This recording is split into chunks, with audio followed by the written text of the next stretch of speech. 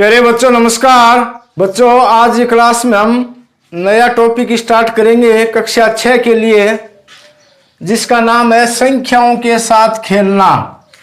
अब देखो, इस टॉपिक के माध्यम से अपन सबसे पहले गुणनखंड क्या होता है उसके बारे में सीखेंगे। फिर गुणनखंड अपन किस प्रकार से ज्ञात करते हैं, यानी गुणनखंड निकालने की विधि क्या है उसको अपन पढ़ेंगे। फिर अभाज्य संख्याएं या भाज्य संख्याएं, सम संख्याएं, विषम संख्याएं क्या होती हैं, इन सब के बारे में आज अपन विस्तार से चर्चा करेंगे। तो सबसे पहले अपन देखते हैं भी गुणनखंड होता क्या है। अब देखो, जैसे मान लो आपके पास एक संख्या है 6, या आप ये समझो जैसे आपके पास 6 कंचे हैं। कंचे का मतलब क्या होता है? कांच की गोलियां, जो प्रायः आप खेलते रहते हैं छुट्टी के बाद में, ठीक है। अब ये जो 6 कंचे हैं, अब 6 कांच की गोलियां हैं, अब इसको मैं अलग अलग प्रकार से दो संख्याओं के गुणनफल के रूप में व्यवस्थित करता हूँ, यानी सजाता हूँ। तो देखो मैं किस प्रकार से करता हूँ, आप समझो ध्यान से। सबसे पहले मैं इस प्रकार से 6 लाइनें खींच ली, 1 2 3 4 5 और 6। अब मैं क्या करूंगा, प्रत्येक लाइन में एक कंचा रख दूंगा इस प्रकार से, यानी 6 तो अपने पास क्या होगी, पंक्ति होगी, और प्रत्येक पंक्ति में एक एक कंचा रख दिया। यानी कंचा कितना रखा है, 1, और पंक्ति कितनी है, लाइन कितनी है, 6। यानी 1 को 6 से गुणा करेंगे तो मान कितना आया, 6 आया। अब देखो, इन कंचों को मैं इस प्रकार से व्यवस्थित करता हूं। जैसे मान लो मैंने 3 लाइनें खींच ली, अब प्रत्येक लाइन में इस प्रकार से 2-2 कंचे रख दिए, 2 इसमें रख दिए, 2 इसमें रख दिए, फिर 2 रख दिए और फिर 2 रख दिए। अब की बार क्या है, प्रत्येक लाइन कितनी खींची है, 1 2 3, यानी 3 तो पंक्ति होगी, और कंचे कितने, प्रत्येक पंक्ति में 2-2 है, यानी 2 प्रत्येक पंक्ति में कंचे, और पंक्ति की संख्या कितनी है, 3। अब इन दोनों का गुणा करेंगे तो मान कितना आएगा, 6 आएगा। अब देखो, इसी को इस प्रकार से, जैसे मान लो मैं 2 लाइनें खींचता हूं, यानी पंक्तियों की संख्या 2 कर ली। अब की बार मैं क्या करूंगा, प्रत्येक पंक्ति में 3 कंचे रखूंगा इस प्रकार से, 1 2 और 3। अब देखो कंचे कितने हैं, 3, पंक्तियों की संख्या कितनी है, 2। अब इसका मान भी कितना आ गया, 6 आ गया। अब देखो इसके बाद में जैसे मान लो मैं 2 लाइनें खींचता हूँ, 2 पंक्ति खींचता हूँ। अब इसे मैंने अब की बार 4 कंचे रख दिए, 1 2 3 और 4। अब इसमें भी 1 2 3 और 4। अब देखो ये पंक्तियों की संख्या कितनी है, 2 है, और कंचे कितने हैं, 4। इनका मान कितना आ गया, 8। मान अपने को क्या चाहिए, 6 चाहिए। इसका मतलब अपने इसको इस प्रकार से नहीं रख सकते, ठीक है। यानी 6 को कोई भी दो संख्याओं के गुणनफल के रूप में लिखेंगे तो उसको अपन 2 गुणा 4 नहीं लिख सकते। या फिर जैसे मान लो मैंने एक लाइन खींच ली, अब इस लाइन के ऊपर मैंने 5 कंचे रख दिए, 1 2 3 4 और 5। तो इसको अपन किस प्रकार से करेंगे, कंचों की संख्या 5 है, लाइनों की संख्या पंक्ति कितनी है, 1। अब 5 को 1 से गुणा किया, कितने आ गए, 5। यानी 6 को दो संख्याओं के गुणनफल के रूप में इस प्रकार से भी हमें नहीं लिख सकते। तो अब अपने पास आखिरी विकल्प क्या बचा है, जैसे मान लो मैंने एक लाइन खींच ली, अब इसके ऊपर इस प्रकार से 6 कंचे रख दिए, 2 3 4 5 और 6। तो इसको अपन किस प्रकार से व्यक्त करते हैं, कंचों की संख्या कितनी है, 6, और पंक्ति कितनी है, 1। तो अब इसका मान भी क्या आ गया, 6 आ गया। अब आप देखो 6 कंचों को मैंने किस प्रकार से व्यवस्थित किया है दो संख्याओं के गुणनफल के रूप में, ताकि मान 6 आए। तो सबसे पहले तो इस प्रकार से लिख लिया भी 6 बराबर 1 को 6 से गुणा किया, 6 आ गए। फिर 6 इस प्रकार से भी आया है भी 2 कंचे रख लिए, पंक्तियों की संख्या 3 होगी, तब भी क्या आ गया, 6 आ गया। अब फिर 6 किस प्रकार से आया है भी 3 कंचे रख लिए, पंक्तियों की संख्या कितनी है, 2, तब भी 3 दूनी क्या आ गया, 6 आ गया।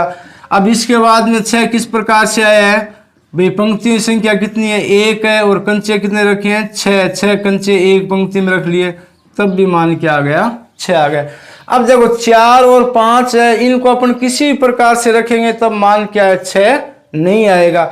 अब देखो, अब आपने क्या सीखा है भी 6 को अपने कोई भी दो संख्याओं के गुणनफल के रूप में इस प्रकार से अपने रख लिया।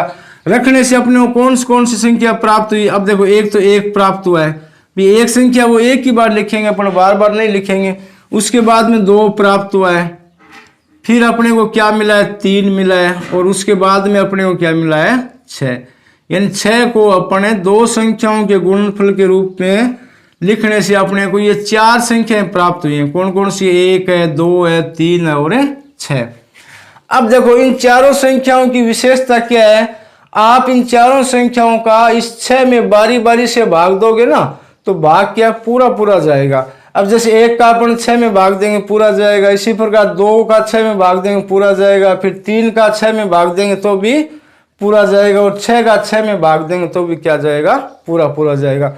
अब इसका कहने का मतलब क्या है? ये जो संख्या अपने को प्राप्त हुई ना, 1, 2, 3 और 6, ये चारों संख्याएं इस 6 की क्या है? विभाजक है।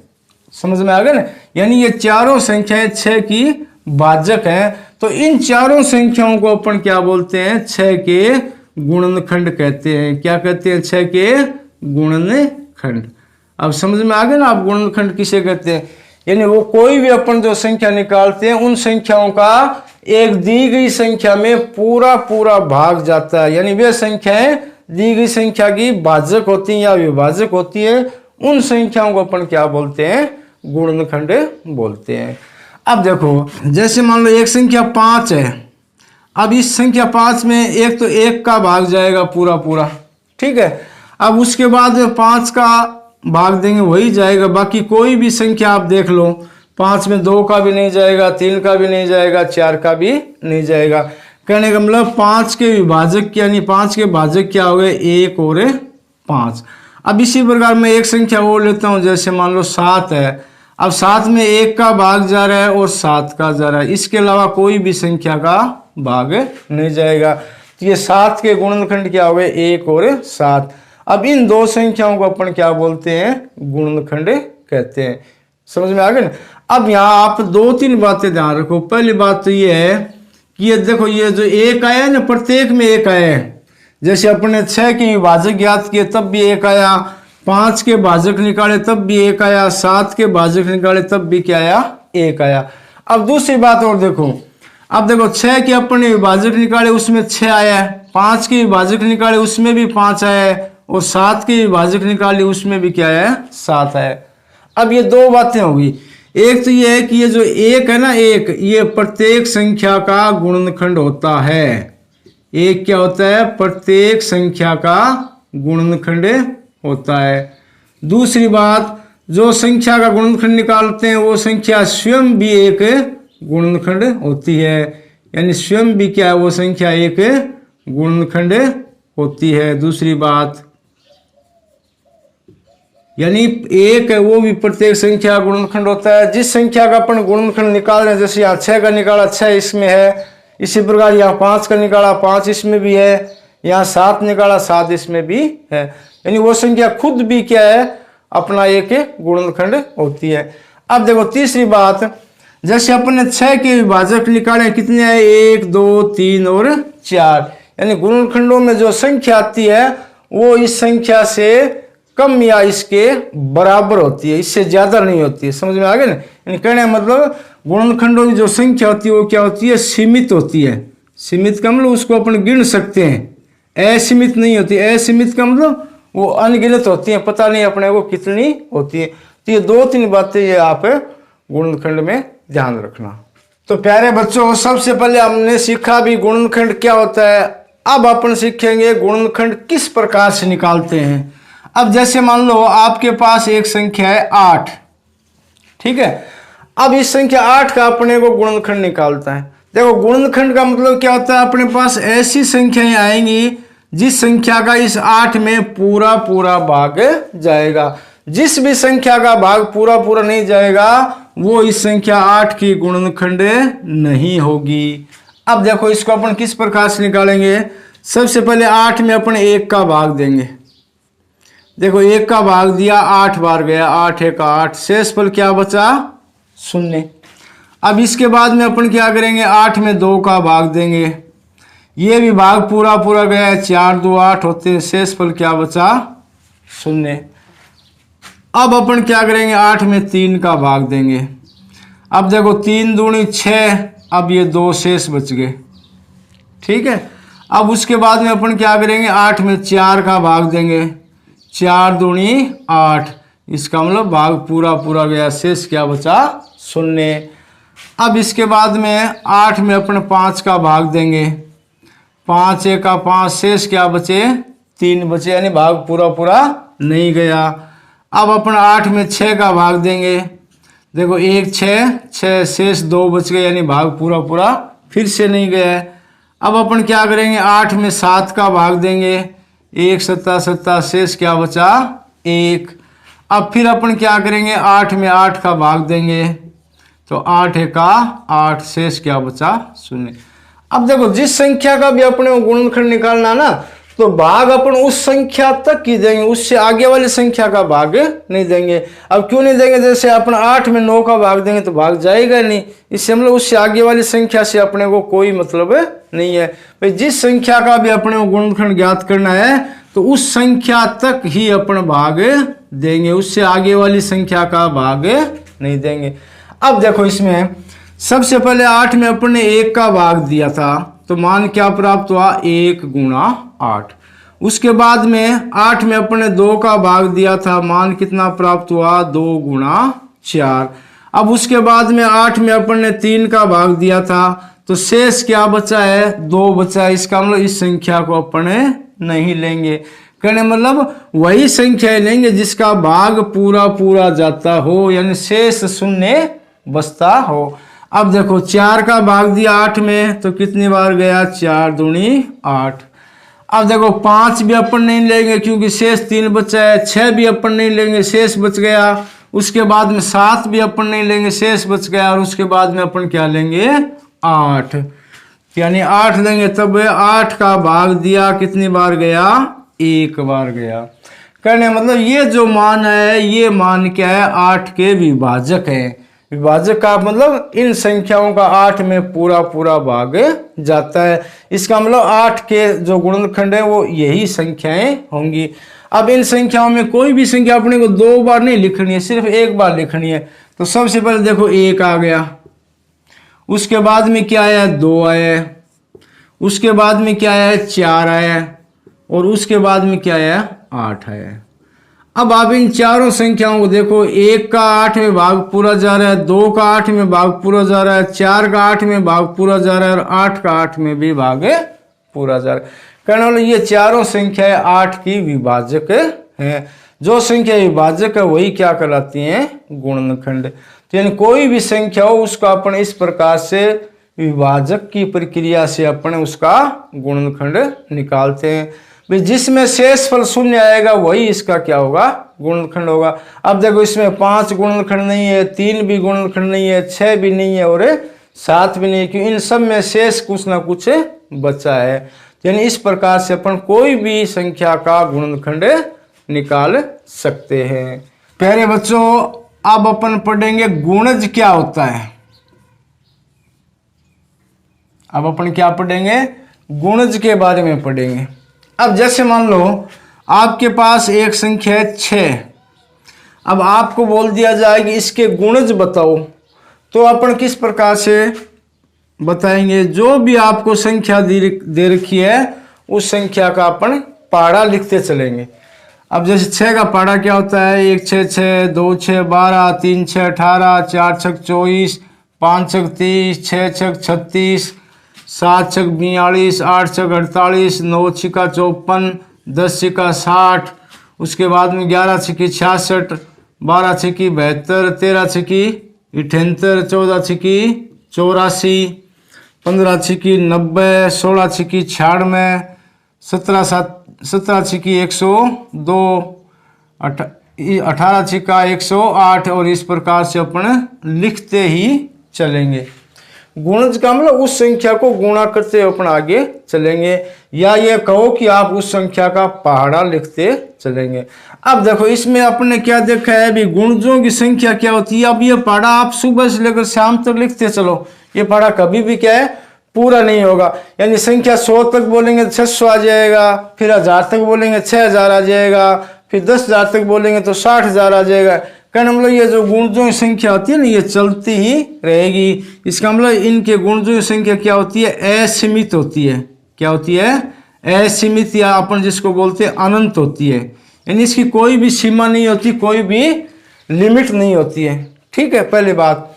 दूसरी बात, अब जैसे अपने 6 के गुणज ज्ञात किए, तो इस गुणज में ये जो संख्याएं आई है ना, ये संख्या या तो 6 के बराबर है। अब देखो एक तो 6 के बराबर आ गया, उसके बाद में जो भी संख्याएं आई है ना, वो जो भी संख्या अपने जिसका गुणज निकाल रहे हैं उससे सब संख्याएं क्या है, बड़ी है। ठीक है। और तीसरी बात क्या है, एक जो संख्या स्वयं है वो प्रत्येक का गुणज होती है। अब जैसे 6 के गुणज में 6 आ गया। अब इसी प्रकार अपन 7 है, 7 का पहाड़ा लिखेंगे सबसे पहले क्या आएगा, 7 ही आएगा। इसका मतलब जो भी संख्या है वो स्वयं यानी खुद का एक गुणज होती है।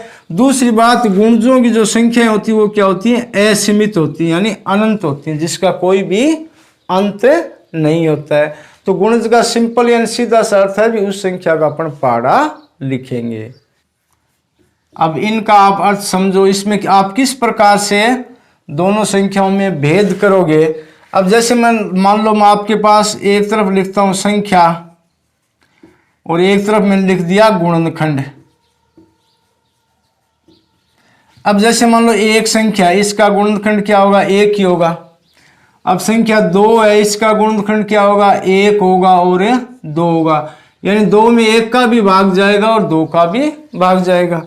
अब देखो उसके बाद में 3 लिखता हूं, 3 में 1 का भाग जाएगा और 3 का जाएगा, इसके अलावा कोई संख्या का भाग नहीं जाएगा। यानी जिस संख्या का भाग जाता है वही तो क्या उसके गुणनखंड कहलाते हैं। अब इसके बाद में 4 में देखो 1 का भाग जाएगा, फिर 2 का जाएगा और 4 खुद का भी जाएगा। यानी 4 के गुणनखंड क्या हो गए, 1, 2 और 4। अब देखो इसके बाद में 5 में 1 का भाग जा रहा है और 5 का जा रहा है, इसके अलावा कोई भी तीसरी संख्या का भाग नहीं जाएगा। अब इसके बाद में 6 लिखता हूं, देखो 6 में 1 का भाग जा रहा है, 2 का जा रहा है, 3 का जा रहा है और 6 का भी जा रहा है। उसके बाद में 7 लिखेंगे, 7 में 1 का भाग जाएगा और 7 का जाएगा, तीसरी कोई भी संख्या का भाग नहीं जाएगा। अब इसी प्रकार 8 है, 8 में देखो 1 का भाग जा रहा है, 2 का जा रहा है, अब देखो 3 का नहीं जाएगा, 4 का जा रहा है, फिर 5, 6, 7 का नहीं जाएगा, 8 का जा रहा है। इसका गुणनखंड तो अपन ने सबसे पहले स्टार्टिंग में निकाल लिया। उसके बाद में मैं संख्या लिखता हूँ 9।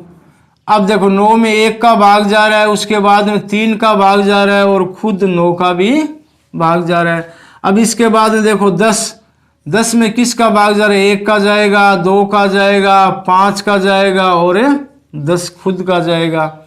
इसी प्रकार 11 है, 11 में किसका भाग जा रहा है, 1 का जा रहा है और 11 का, बाकी तीसरी कोई संख्या का नहीं जाएगा।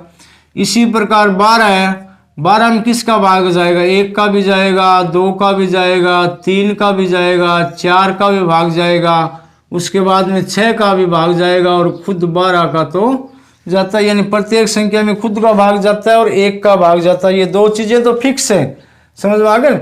अब देखो इनमें अपने 10-12 संख्याओं की गुणनखंड निकाली, इसमें 2 बात कॉमन है।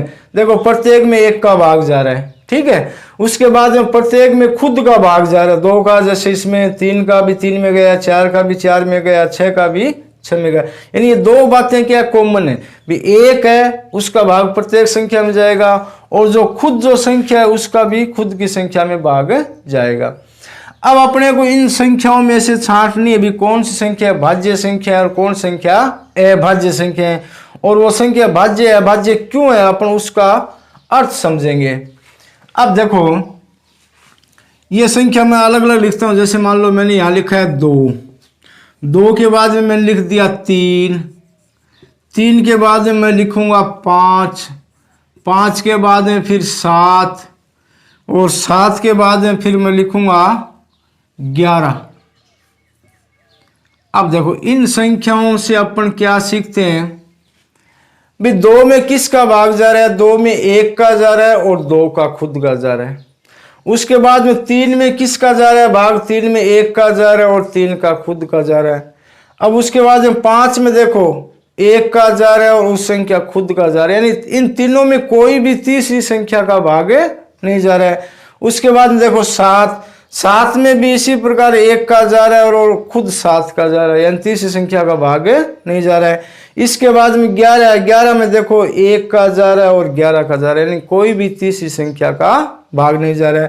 तो इन पांचों संख्याओं की विशेषता आपने क्या देखी है भी, इन संख्याओं में एक और वो संख्या जो स्वयं है ना, उसके अलावा कोई भी तीसरी संख्या का भाग नहीं जा रहा है। तो इस प्रकार की संख्याओं को अपन क्या बोलते हैं, अभाज्य संख्या। तो अभाज्य संख्या कौन सी होगी, जिस संख्या में एक और उस संख्या के अलावा कोई भी तीसरी संख्या का भाग नहीं जाता हो, उसको अपन क्या बोलते हैं, अभाज्य संख्याएं। देख लो इसमें आप 2 है, 3 है, 5 है, 7 है, 11। अब देखो सब संख्याओं के गुणनखंड, गुणनखंड का मतलब इन संख्या में इन संख्याओं का भाग जा रहा है, वही तो लिखा है अपन ने। गुणनखंड का मतलब वही तो होता है। जैसे 4 है, 4 कौन कौन संख्या से विभाजक है, 1 से, 2 से, 4 से, यानी 4 के गुणनखंड यही तो है। तो इन संख्याओं मैंने इसलिए यहाँ क्या है क्रमवार लिखा है ताकि आपको अच्छे से समझा सकूं। अब देखो 2 है, 3 है, 5 है, 7 है, 11 है। इन पांचों संख्याओं में आप देखो या तो एक का भाग जा रहा है या खुद इन संख्याओं का ही भाग जा रहा है, इसके अलावा कोई भी तीसरी संख्या का भाग नहीं जाता है। तो जो संख्याएं एक और स्वयं, यानी जो संख्या एक और स्वयं से विभाजित होती हैं वो संख्या क्या होती हैं, अभाज्य संख्याएं होती हैं। तो अब आप समझ गए होंगे भी अभाज्य संख्या कौन सी होती है। आप देखते आराम से बता दोगे भी सर जी ये अभाज्य संख्या है। अब देखो दूसरी है भाज्य संख्या। भाज्य संख्या में इनकी ये जो संख्या मैंने दे रखी, इनके अलावा आप कोई भी संख्या ले लो। जैसे मैंने ले लिया 4, कौन संख्या ले ली, 4, 4 के बाद में ले लिया 6, 6 के बाद में क्या ले लिया 8, 8 के बाद में क्या ले लिया 10, 10 के बाद में क्या ले लिया 12। अब इन संख्याओं के आपके गुणनखंड आपके सामने मैंने बोर्ड पे लगा रखे, आप देखो 4 में क्या है, एक का भाग जा रहा है, उस संख्या स्वयं का भाग जा रहा है, इसके अलावा एक तीसरी संख्या का भी भाग जा रहा है, इन 2 से अधिक संख्याएं होगी। अब इसी प्रकार 6 में देखो एक का भाग जा रहा है, उस संख्या स्वयं का भाग जा रहा है, इसके अलावा भी 2 और 3 यानी अन्य संख्याओं का भाग भी जा रहा है। इसी प्रकार 8 में देखो एक का भाग जा रहा है, उस संख्या स्वयं का जा रहा है, इसके अलावा 2 अन्य संख्याओं का भी भाग जा रहा है। यानी यही जो परिस्थिति है यही किस में 10 में और 12 में आप देख सकते हो आपके सामने लिखा हुआ है। तो भाज्य संख्या कौन सी होगी, जो संख्या एक और स्वयं के अलावा अन्य किसी भी संख्या का भाग जाता है उसको अपन क्या बोलते हैं, भाज्य संख्या। या आप इसको इस प्रकार से भी लिख सकते हो कि 2 संख्याओं से अधिक संख्याओं का भाग जाता हो उसको अपन क्या बोलते हैं, भाज्य संख्या। अब ये उदाहरण आपके सामने है। अब देखो 6 देखो, मान लो 6 में 1 और 6 यानी एक तो प्रत्येक संख्या का भाग जाएगा 1 और 6 खुद का जा रहा है, इसके अलावा देखो 2 और 3 दोनों का भी 6 में भाग जा रहा है। इसी प्रकार 8 में 1 का जा रहा है और 8 का जा रहा है, इन दोनों का जाएगा, इसके अलावा 2 और 4 यानी बाकी अन्य संख्याओं का भी भाग जा रहा है। कारण भाज्य संख्या क्या होगी, वे संख्याएं जिनमें 3 संख्याएं 2 से अधिक संख्याओं का भाग जाता हो उसको अपन क्या बोलते हैं, भाज्य संख्या। या अपन इसको इस प्रकार से परिभाषित कर सकते हैं कि वे संख्याएं जो एक और उस संख्या स्वयं के अलावा किसी भी तीसरी संख्या का भाग जाता हो उसको अपन क्या बोलते हैं, भाज्य संख्या। तो भाज्य और अभाज्य में आपने अंतर समझ लिया। अभाज्य कौन सी होती है, जो संख्या एक और स्वयं के अलावा कोई भी तीसरी संख्या का भाग नहीं जाता हो। भाज्य संख्या जिसमें एक और स्वयं के अलावा तीसरी संख्या का भी भाग जाता है उसको अपन क्या बोलते हैं, भाज्य संख्याएं। प्यारे बच्चों, इसी प्रकार अब हम देखेंगे सम और विषम संख्याएं। जिस प्रकार से अपने भाज्य और अभाज्य संख्याओं के बारे में पढ़ा उसी प्रकार सम और विषम संख्याएं भी देखेंगे। अब देखो सम संख्याएं कौन सी होती हैं, जिसमें 2 का भाग पूरा पूरा जाता हो उसको अपन क्या बोलते हैं, सम संख्या। जिसमें 2 का भाग पूरा पूरा नहीं जाता उसको अपन क्या बोलते हैं, विषम संख्या।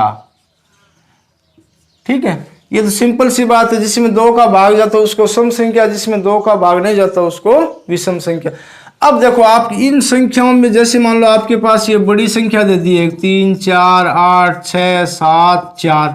अब ये संख्या है, इस संख्या में आप भाग देखोगे तो आपका पहली बात तो टाइम बहुत लगेगा, दूसरी बात भाग सही हो गलत हो ये भी कोई पक्का नहीं है। तो इसके लिए अपन क्या करेंगे, इन संख्याओं को अपन किस प्रकार से पहचानेंगे भी ये सम संख्या है या ये विषम संख्या है। तो इसके लिए अपन क्या करेंगे, इकाई का अंक देखेंगे। कोई भी संख्या दे रखी हो, कितनी भी बड़ी संख्या दे रखी हो, सम और विषम अलग अलग करने के लिए अपन क्या करेंगे, उस संख्या में इकाई का अंक देखना है अपने को।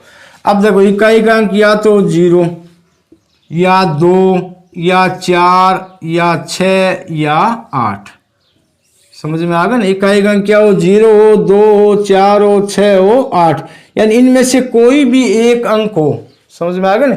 ये जो मैंने अंक लिखे हैं ना 0 2 4 6 8, इनमें से कोई भी एक अंक हो इकाई का तो वो संख्या हमेशा क्या होगी, सम होगी। अब देखो ये कितनी बड़ी संख्या है, इसमें अपने को सिर्फ इकाई का अंक देखना है। इकाई का अंक क्या है, 4 है। 4 का मतलब इन दी गई 500 संख्याओं में से है, इसका मतलब ये संख्या है, ये क्या है, सम संख्या है।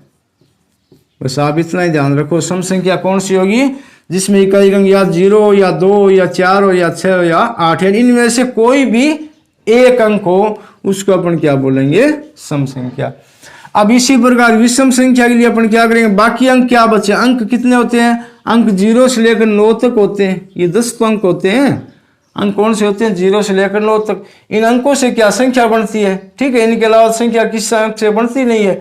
तो अब बाकी क्या बचे, बाकी अंक कौन से बचे, 1 बचा है, 3 बचा है, 5 बचा है, 7 बचा है और 9 बचा है, ठीक है। ये बाकी के अंक कौन से हैं, 1 3 5 7 और 9, यानी कोई भी संख्या उसमें इकाई का अंक अगर 1 हो या 3 हो या 5 हो या 7 हो या 9 हो, तो इस प्रकार की संख्याएं क्या होंगी, विषम संख्याएं होंगी। इस प्रकार की संख्याएं क्या होंगी, विषम संख्या। अब जैसे मान लो मैं एक एग्जांपल लेता हूँ, 4 2 3 8 5। अब देखो ये कितनी बड़ी संख्या है, इसका अपन भाग देना तो संभव नहीं होगा बार बार, तो इसके लिए अपन क्या करेंगे, सिर्फ इकाई का अंक देखेंगे। इकाई का अंक क्या है, देखो इनमें से 1 3 5 7 9 5 है, इसका मतलब ये क्या है, विषम संख्या है। समझ में आ गया ना। तो सम और विषम के लिए आप पहचान किस प्रकार से करेंगे, उसका अपने को इकाई का अंक देखना और कुछ नहीं करना है। इकाई का अंक अगर 0 2 4 6 8 है तो वो संख्या क्या है, सम। इसी प्रकार 1 3 5 7 9 में से कोई एक अंक है तो वो संख्या क्या है, विषम। ये हो गया अपने पास सम और विषम संख्याओं को अपने को फर्क करने का तरीका, ठीक है ना। अलग अलग करने का तरीका क्या है, सिर्फ अपने को इकाई का अंक देखना, बाकी कुछ भी नहीं देखना हो। तो ये हो गया आपके अध्याय नंबर 3 का पहला परिचय का पार्ट। अब अपन आगे वाली क्लास में एक्सरसाइज 3.1 करेंगे। अब देखो ये जो परिचय मैंने आपको बातें बताई है ना, यही बातें क्या एक्सरसाइज 3.1 है, उसको हल करने में आपको ये बातें मदद करेगी। धन्यवाद।